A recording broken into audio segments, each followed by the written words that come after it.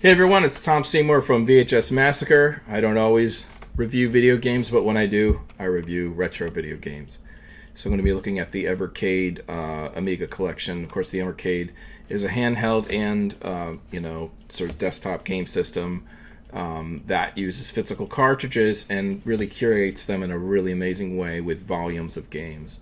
They have new independent games as well as a lot of retro, and one of the biggest advantages is that they'll go across as many game platforms as they can. So everything from Amiga computers to even PlayStation 1 games here and there. So it's been a really interesting and fun and satisfying hobby to collect and play these games. I've really been happy about it.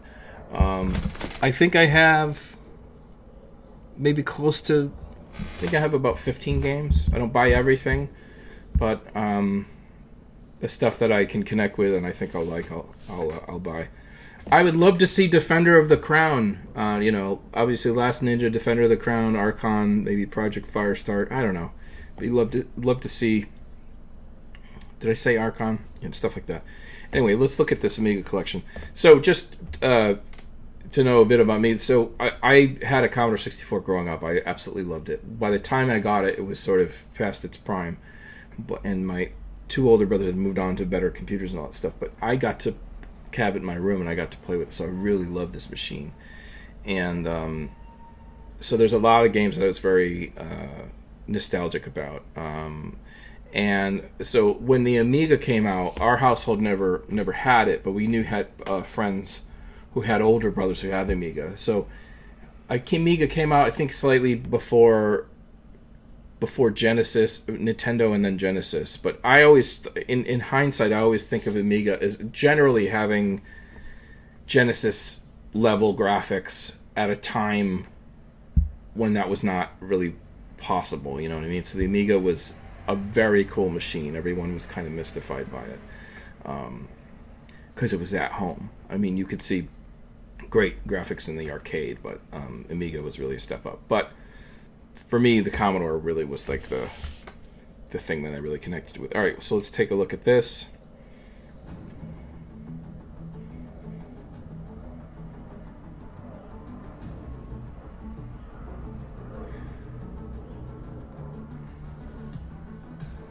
I don't have a Versus. I have the first version of the handheld, the red one, red and white. Alien Breed Special Edition. Yeah, this has a good reputation on the system. There are a few of these different games. This is a special edition, 92, so that looks cool. It looks like maybe one of the later ones to come out. Top-down shooter reminds me of Into the Eagle's Nest for Commodore 64. I don't know if you remember that one. That was a lot of fun. But this looks pretty good. Full contact. You have sort of a fighting style, sort of like, you remember International Karate? It's sort of a beefed-up version of that. It looks like it has maybe, different moves and stuff like that. Yeah, it looks okay. I'm definitely curious about it. I think that's pre-Street Fighter 2, probably, that year. You have Project X side-scroll. It looks okay. I've never really been nasty at the shmup, so I don't gravitate towards them, but I know people are obsessed with them, and this one looks pretty good. Looks like it's got some cool power-ups. This looks very simple, but it's sort of like an RC Pro-Am or like a rock and roll racing type of thing. Oh man, if Evercade could ever get rock and roll racing, that would be awesome. I could play that game at nauseum. This one looks fun though. I am excited for it. This looks pretty cool. Hopefully it's got some upgrade system, upgradable tires and engines, stuff like that. I always like when they have those elements. Body blows. Looks like sort of Street Fighter 2 knockoff. And what years? Does it say what year? I don't see year. Okay. Alien Breed 2. Yeah, this looks great as well. I like some of these top downs. And then Quack.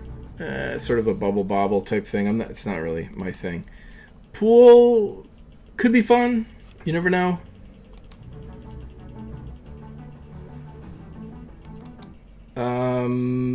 Alien breed Tyrosaur. Okay, 3 alien breeds. I actually didn't clock it the first time I watched this. Well, I think it's was popular on the Amiga, so that's great. I don't know if that's a complete, but maybe it's 3 of the best versions.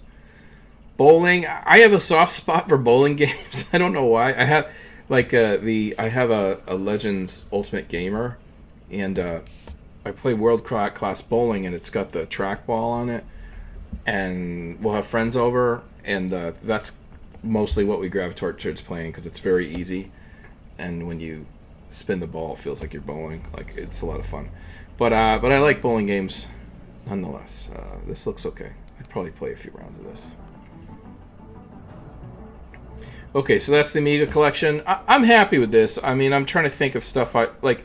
Okay, Shadow of the Beast. I would love to see Shadow of the Beast. What's the company? Psygnosis. I just don't know what the deal is with the licensing with that. But yeah, I mean, something like Shadow of the Beast, Archon, all that stuff I mentioned. Last Ninja 1 through 3, or just Ninja, or Defender of the Crown. Maybe even like a Cineware collection. Would that be Karateka, Sinbad, and Defender of the Crown? I don't know. So something like that would be fun. Again, I understand that my taste could be very, like, they could be obscure. They could look at those and go, dude, those didn't sell for shit. Like, I have no idea. I do know The Last Ninja is very popular, but I think a lot of these collections are based upon the fact that maybe the people licensing the material are fairly reasonable, you know. And, you know, so there may be holdouts that are asking for expensive stuff, but I would love to see something like, if we're just talking pie in the sky, I'd love to see that latest Streets of Rage on this format, which I'm sure they won't do. I don't even know if it can handle it. What was that one? Final Vendetta, which is crazy that it's not part of Vendetta. I thought it was. It's not.